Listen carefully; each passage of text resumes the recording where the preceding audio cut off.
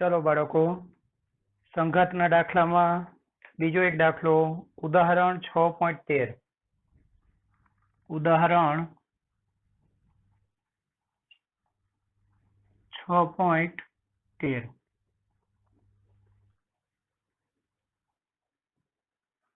શું કીધું છે વાંચો આકૃતિ 6.10 આકૃતિ 6.10 એટલે પેજ નંબર 129 પર એ હમણાં હું દોરી દઉં છું. ચાલો આકૃતિ 6.10 માં સમાન દળ M1 M2 ના બે બિલિયર્ડ બોલ વચ્ચેની અથડામણ દર્શાવી છે. ચાલો હું આકૃતિ અહીંયા દોરી દઉં છું. પેજ નંબર 129 પરની આકૃતિ એ આપણે અહીંયા દોરી દઈએ.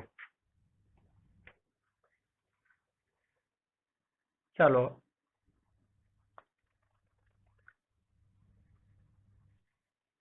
ચાલો બાળકો ઉદાહરણ નંબર 6.13 એમાં આકૃતિ આપણે 6.10 ની દોરી દીધેલી છે.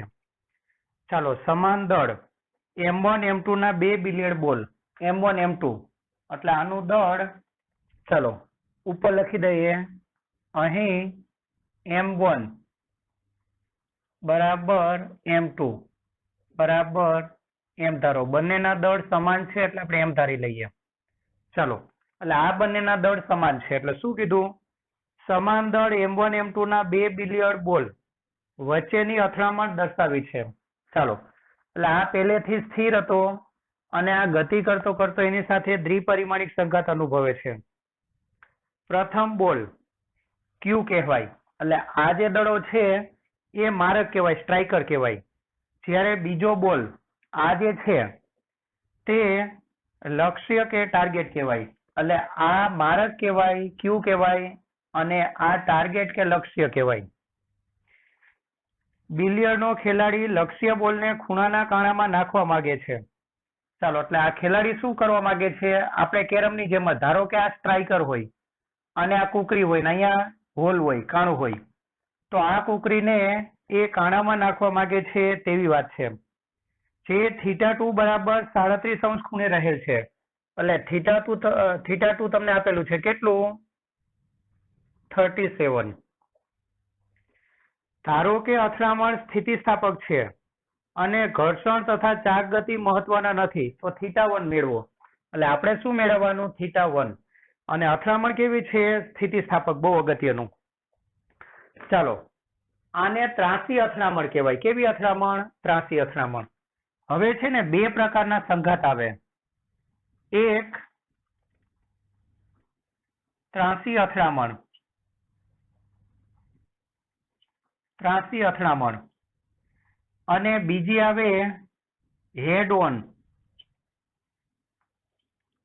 ઓન જેને ગુજરાતીમાં કહેવાય સન્મુખ અથડામણ લખવાનું કાં તો શું લખવું સંઘાત. ચાલો બંનેમાં ફરક છે. હેડ ઓન સંઘાતમાં શું થાય હેડ ઓન સંઘાતમાં તો ધારો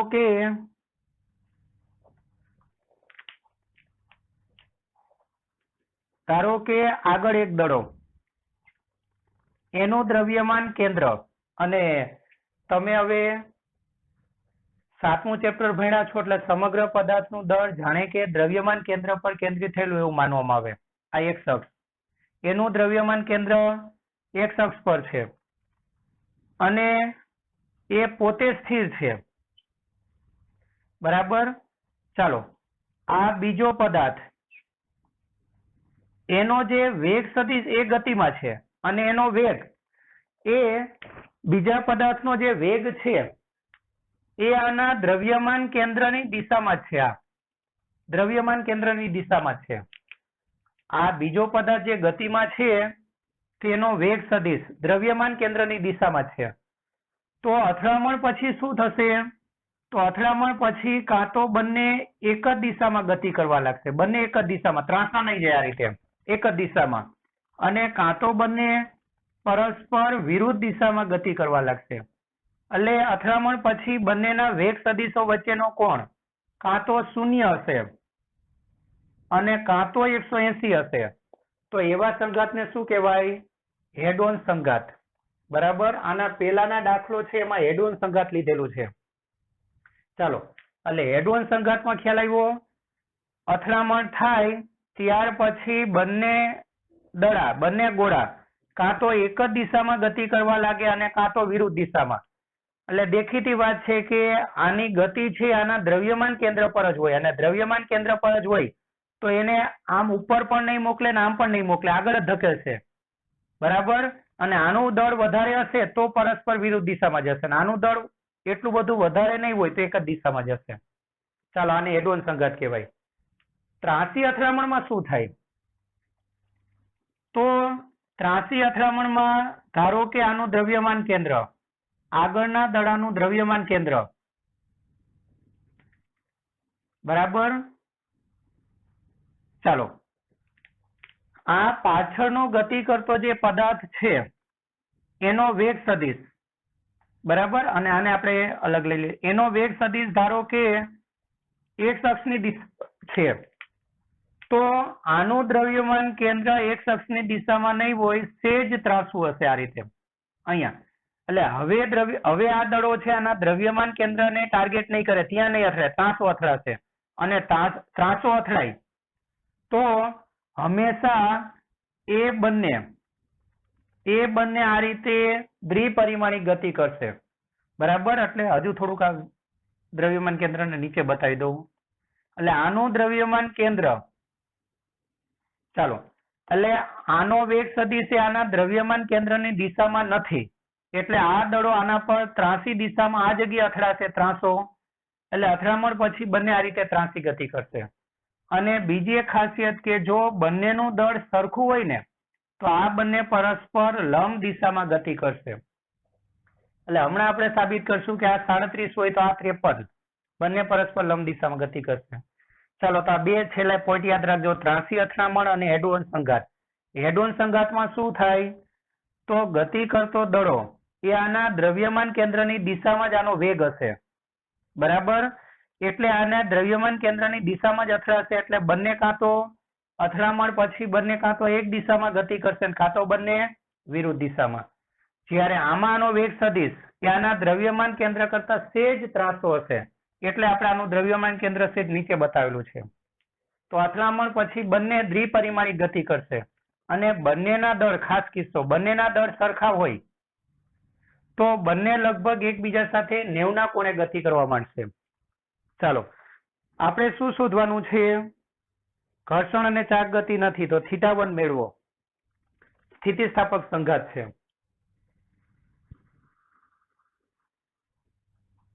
ચાલો, પેલા વેગમાન સંરક્ષણના નિયમ મુજબ, વેગમાન સંરક્ષણના નિયમ મુજબ, વેગમાન સંરક્ષણના નિયમ મુજબ, ચાલો, વેગમાન સંરક્ષણના નિયમ મુજબ આપણે શું કહી શકીએ? તો સંઘાત પહેલાનું વેગમાન, આને તો કોઈ વેગમાન છે નહીં, સંઘાત પહેલાનું વેગમાન એટલે m1 v1 i સદિશ, પછી સંઘાત પછીના વેગમાનમાં આ બંનેનું વેગમાન. ચાલો, આના વેગમાન માટે m1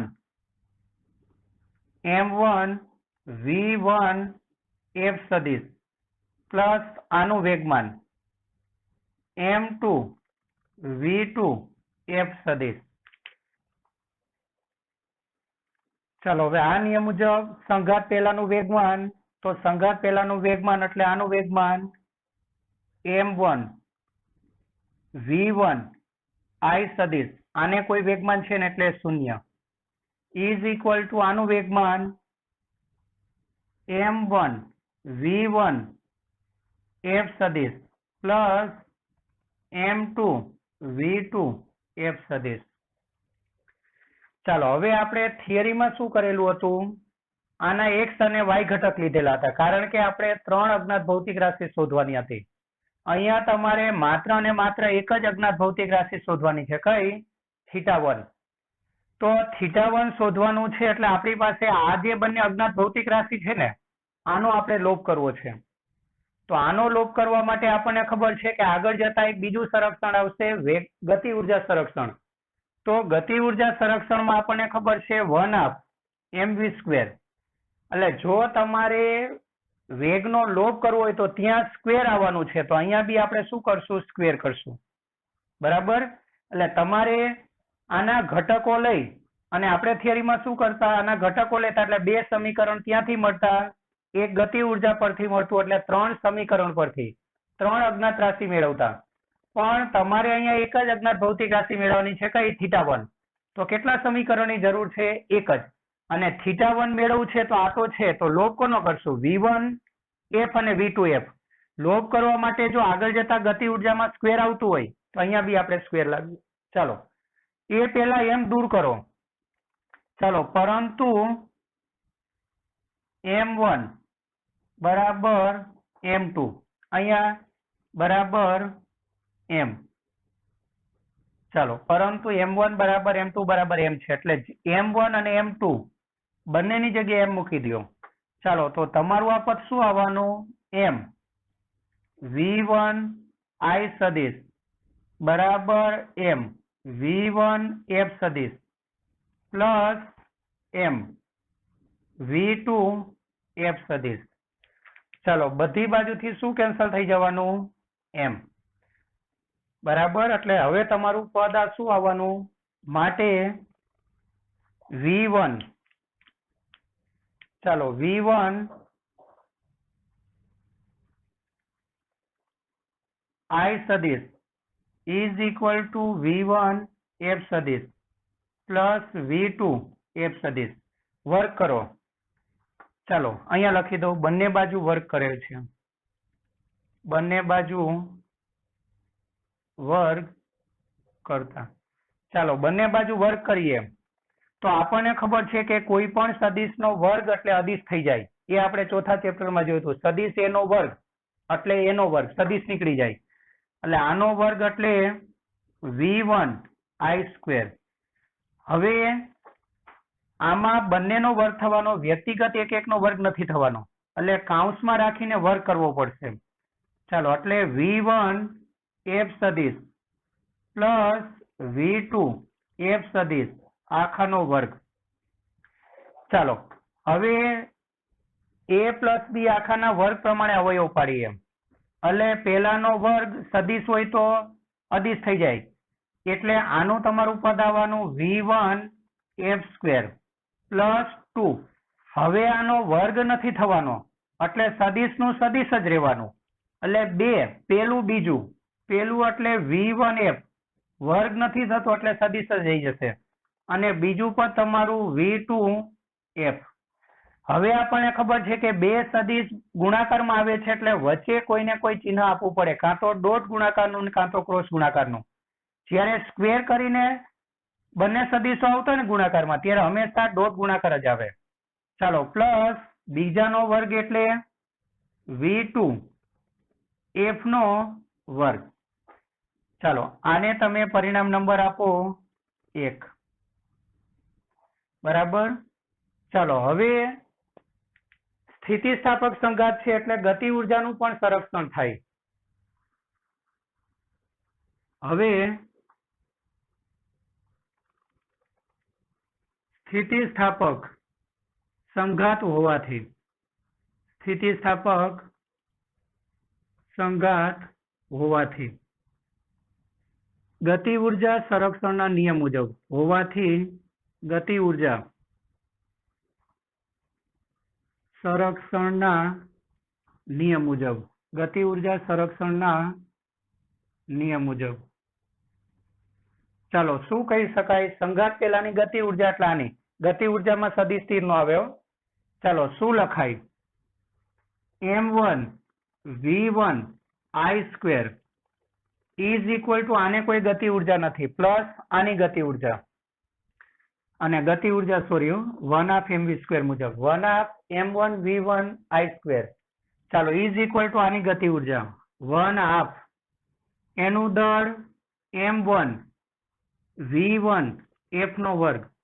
ચાલો પ્લસ બીજાની ગતિ ઉર્જા 1/2 M M2 V2 F નો વર્ગ. ચાલો થશે આટલું. બંને બાજુથી 1/2 કેન્સલ થઈ જાય, 1/2 કેન્સલ થઈ જાય. હવે m1 m2 બરાબર શું છે એમ એકવાર શરત લખી દીધી એટલે બીજી વાર નો લખો તો ચાલે, એટલે આ દરેક જગ્યાએ એમ હું મૂકી દઉં. ચાલો તો આ તમારું પદ શું આવવાનું, m v1 i square is equal two m1 m1 ની જગ્યાએ bm v1 f square plus m2 ની જગ્યાએ પણ m v2 f સ્ક્વેર, બંને બાજુથી m કેન્સલ થઈ જાય. ચાલો તો આ તમારું પદ આવે v1 i square is equal two v1 f square plus v2 f square. ચાલો પરિણામ 1 અને 2 ને સરખાવી દો એટલે ડાબી બાજુથી આ પદ કેન્સલ થઈ જાય. ચાલો આ પદ કેન્સલ થઈ જાય સમીકરણ 1 અને 2 પરથી. ચાલો સમીકરણ 1 અને 2 પરથી ચાલો શું લખી શકાય, આપણે આ સંકેત આપેલા છે 1 2 તો એ આપો. ચાલો સમીકરણ 1 અને 2 પરથી ડાબી બાજુથી આ બાજુ કેન્સલ થઈ જાય એટલે જમણી બાજુ એક બાજુ કયું પદ લખાય, ચાલો v1 f square plus 2 v1 f સદિશ ઇન્ટુ v2 f સદિશ પ્લસ v2 f નો વર્ગ બરાબર બીજી બાજુ શું v1 f નો વર્ગ પ્લસ v2 f નો વર્ગ. ચાલો થશે આટલું બરાબર. હવે શું થશે જુઓ, ચાલો બંને બાજુથી v1 f square v2 f square cancel થઈ જાય.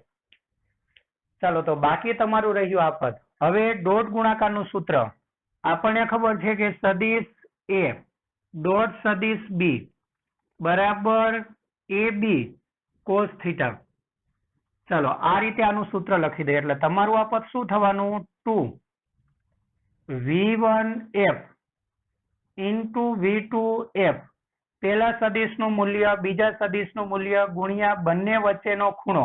હવે જોજો ખૂણો થીટા નો લેતા, કોની કોની વચ્ચેનો કોણ લેવાનો છે, v1f અને v2f. તો v1f અને v2f વચ્ચેનો આખો કોણ કેટલો છે, તો θ1 પ્લસ θ2, એટલે અહીંયા થીટા નહીં લેતા. ચાલો આખો કોણ કેટલો છે, θ1 પ્લસ θ2 એટલે 37 બરાબર પેલી બાજુ કેન્સલ થઈ ગયું છે એટલે 0. આ ખૂણો યાદ રાખજો. કોની કોની વચ્ચેનો કોણ લેવાનો છે, v1f અને v2f. આ તમારું v1f આ v2f, તો એની વચ્ચેનો કોણ એટલે θ1 પ્લસ 37. હવે આપણને ખબર છે કે આ બધી જ વસ્તુનો ગુણાકાર શૂન્ય છે એટલે ગુણાકારમાંથી કોઈ પણ એક વસ્તુ શૂન્ય હશે, પણ આ વસ્તુ તો શૂન્ય છે જ નહીં ને, સંખ્યા તો ક્યારે શૂન્ય હોય જ નહીં. ચાલો પરંતુ ગતિ પછી અથડામણ પછી બંને ગતિમાં છે જ એટલે આ બંને શૂન્ય નથી. ચાલો પરંતુ v1f નોટ ઇક્વલ 0 તથા v2f નોટ ઇક્વલ 0, તો કયું પદ શૂન્ય હશે, તો cos θ1 is equal to θ1 plus 37 બરાબર 0. હવે આપણે શું કરવાનું છે, આ બાજુથી કોસ વિધેય દૂર કરશું તો જ ખૂણો મળશે. તો કોસ વિધેયમાં શૂન્ય જે મૂલ્ય છે કયા ખૂણાનું, 90 ને, એટલે આપણે લખશું cos θ1 પ્લસ 37 બરાબર cos 90 થશે, કારણ કે cos 90 એટલે 0. બંને બાજુથી cos કેન્સલ થઈ જાય એટલે તમારું પદ શું આવે, θ1 પ્લસ 37 ઇઝ ઇક્વલ ટુ 90. માટે θ1 બાદબાકીમાં જાય, 90 માંથી 37 બાદ કરો તો θ1 કેટલું આવે, 53 બરાબર. ચાલો 53 આટલું ધ્યાન રાખવાનું. એટલે જ્યારે ત્રાંસી સંઘાત થાય ત્યારે બંનેના જો દળ સરખા હોય તો બંને વચ્ચેનો કુલ ખૂણો θ1 + θ2 બરાબર કેટલા આવે? 90 આવે. ચાલો આ પરિણામ આપણે યાદ રાખજો. આ દાખલો આ રીતે થાય.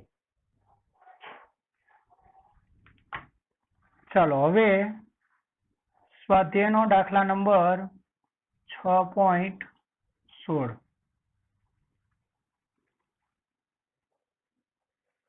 શું કીધું વાંચો?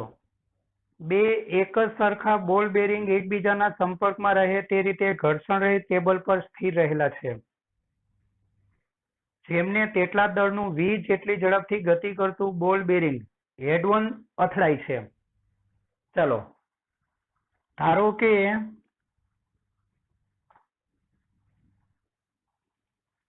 કે દરેક બેરિંગનું દળ, કારણ કે ત્રણે ત્રણનું દળ સમાન છે, દરેક બેરિંગનું દળ એમ છે, બરાબર. અને સંઘાત પહેલાની આકૃતિ આપેલી છે. જુઓ સંઘાત પહેલાની આકૃતિ શું છે? આ પેલું બેરિંગ છે ને એ v વેગથી ગતિ કરે છે, v વેગથી ગતિ કરે છે, અને બીજા બે અને હેડ ઓન સંઘાત એટલે આપણને ખબર છે કે આના દ્રવ્યમાન કેન્દ્રની દિશામાં જ ગતિઓ.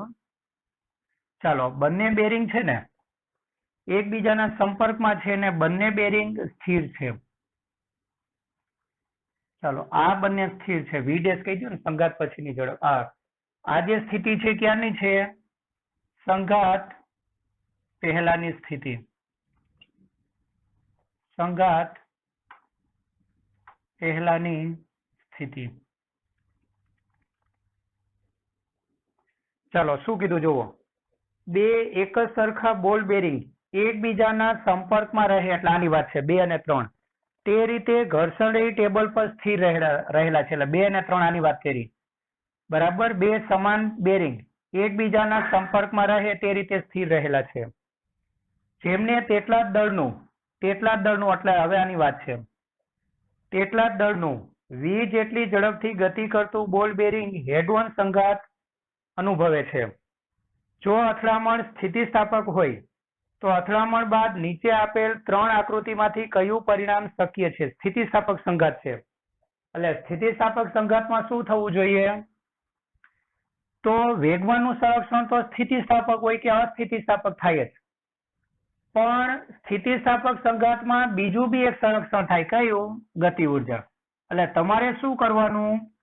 સંઘાત પહેલાની ગતિ ઉર્જા એ મેળવી લેવાની. હવે સંઘાત પછી 3 માંથી કોઈ પણ એક શક્યતા હશે, 1, 2 કે 3, તો આ 3 માંથી સંઘાત પછીની ગતિ ઉર્જા જેની સંઘાત પહેલાની ગતિ ઉર્જા જેટલી થાય ને એ પરિણામ શક્ય છે. ચાલો એવું આપણે કહેવાનું. હવે આપણે શું કહેશું? સંઘાત પહેલાની ગતિ ઉર્જા. ચાલો સંઘાત પહેલાની ગતિ ઉર્જા, કારણ કે ગતિ ઉર્જા સરખી છે એ નક્કી કરવાનું. એનું કારણ છે કે જો અસ્થિતિસ્થાપક સંઘાત હોય કે સ્થિતિસ્થાપક સંઘાત, વેગમાનનું સંરક્ષણ તો કાયમી થાય અને થાય જ, બરાબર. એટલે વેગમાનનું સંરક્ષણ કરશો તમે, વેગમાન સરખું બતાવશો તો એના પરથી ખબર નહીં પડે કે સ્થિતિસ્થાપક સંઘાત છે કે અસ્થિતિસ્થાપક. તો એ અસ્થિતિસ્થાપક બી હોઈ શકે, બરાબર. પણ ગતિ ઉર્જા એવી છે કે અસ્થિતિસ્થાપક સંઘાતમાં સંરક્ષણ ન થાય, સ્થિતિસ્થાપકમાં થાય. એટલે ગતિ ઉર્જા સરખી થાય ને તો સાબિત થશે કે સ્થિતિસ્થાપક સંઘાત છે. એટલે આપણે ગતિ ઉર્જા સરખાવીને જવાની. ચાલો સંઘાત પહેલાની ગતિ ઉર્જા. સંઘાત પહેલાની ગતિ ઉર્જા, એ ગતિ ઉર્જાને આપણે KI કહી દઈએ. ચાલો ગતિ ઉર્જામાં આ ત્રણે ત્રણની ગતિ ઉર્જા, એટલે આની ગતિ ઉર્જા K1 પ્લસ આની ગતિ ઉર્જા K2 પ્લસ આની ગતિ ઉર્જા આની નાની. ચાલો આની ગતિ ઉર્જા એટલે દળ બધાનું એમ છે 1/2 m કેપિટલ V², અને આ બંને તો બંને સંપર્કમાં છે એટલે તંત્ર જ બની જાય, બંને સ્થિર છે એટલે એની ગતિ ઉર્જા કેટલી? 0. ચાલો બરાબર. તો સંઘાત પહેલાની ગતિ ઉર્જા છે 1/2 mv². હવે જે આકૃતિમાં સંઘાત પછી સ્થિતિ ઉર્જા આટલી આવશે એ આકૃતિ સ્થિતિસ્થાપક સંઘાત માટે શક્ય પરિણામ છે. ચાલો હવે આપણે પહેલા શેના માટે વાત કરશું? આકૃતિ 1 માટે. ચાલો આકૃતિ 1 માટે તમારે કઈ ગતિ ઉર્જા શોધવાની છે? સંઘાત પછીની ગતિ ઉર્જા. સંઘાત પછીની ગતિ ઉર્જા. સંઘાત પછીની ગતિ ઉર્જા. ચાલો એને હું શું કહી દઉં? kf. ચાલો kf બરાબર 3 ની ગતિ ઉર્જા એને હું કહી દઉં k1 ડેશ, બીજાની k2 ડેશ. સંઘાત પહેલાની ડેશ વગરના સંકેત ધાર્યા હતા, આમાં ડેશ ધારો, અને k3 ડેશ. ચાલો આકૃતિ જુઓ. આકૃતિ 1 માં પેલું બેરિંગ સ્થિર થઈ જાય છે એટલે એની ગતિ ઉર્જા 0. ચાલો હવે બીજું બંને સાથે રહીને ગતિ કરે છે એટલે તંત્ર બનાવી દો. બંનેનો વેગ સરખો છે v/2 અને સરખું વલણ હોય ત્યારે તંત્ર બનાવી નાખવાનું. ચાલો સૂત્ર છે 1/2 તંત્રનું કુલ દળ 2 અને 3 બંને ગતિમાં છે. 2 અને 3 બંનેનું પોતાનું વ્યક્તિગત દળ m છે તો બંનેનું મળીને દળ કેટલું થાય? 2m. ચાલો 1/2 2m અને ઝડપનો વર્ગ આખું તંત્ર બનાવી દીધું. આપણે શું કર્યું? બંને બેરિંગને એક તરીકે જ લઈ લીધું. હવે તંત્ર બની જાય તો તંત્રનું દળ 2m અને તંત્રની ઝડપ કેટલી છે? v/2 નો વર્ગ. ચાલો 2 કેન્સલ થાય તો m v²/4 બરાબર. ચાલો છે આના માટે ki બરાબર kf નથી. જુઓ અહીં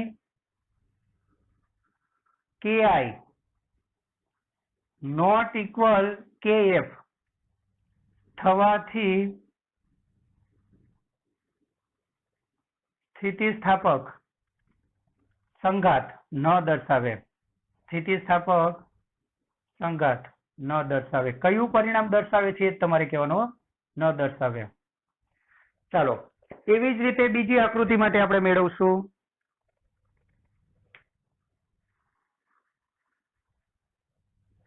ચાલો આકૃતિ 2 માટે સંઘાત પહેલાની તો આ સ્થિતિ હતી એટલે એ તો મેળવી લીધેલું છે. ચાલો આકૃતિ 2 માટે.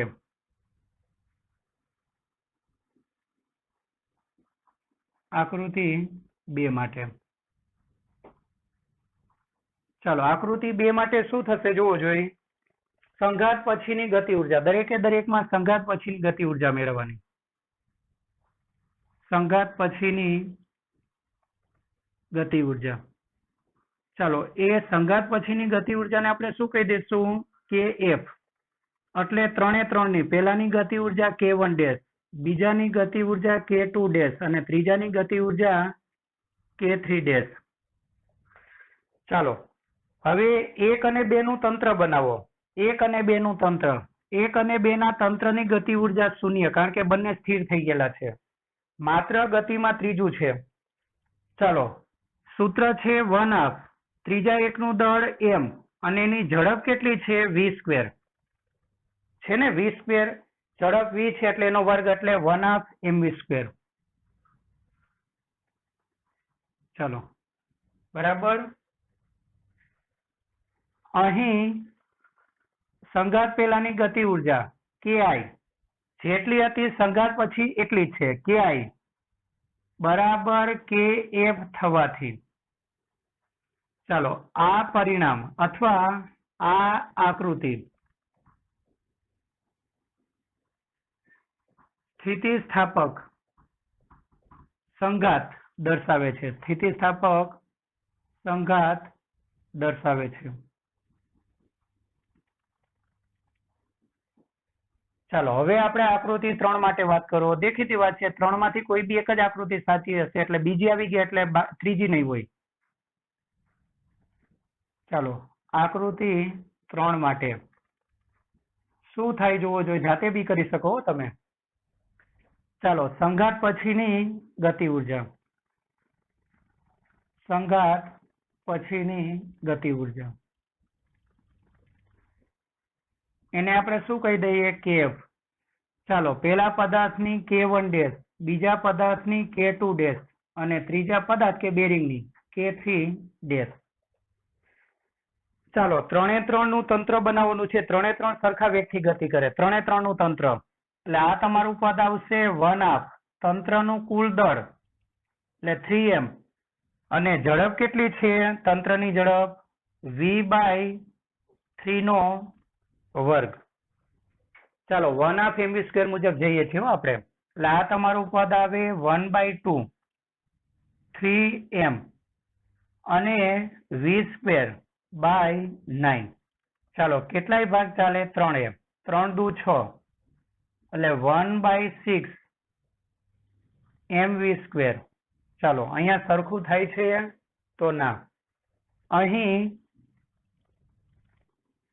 K1 ki not equal kf થવાથી સ્થિતિસ્થાપક સંઘાત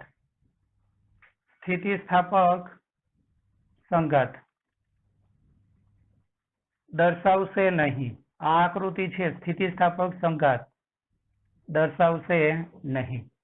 ચાલો, આ દાખલો આ રીતે થાય.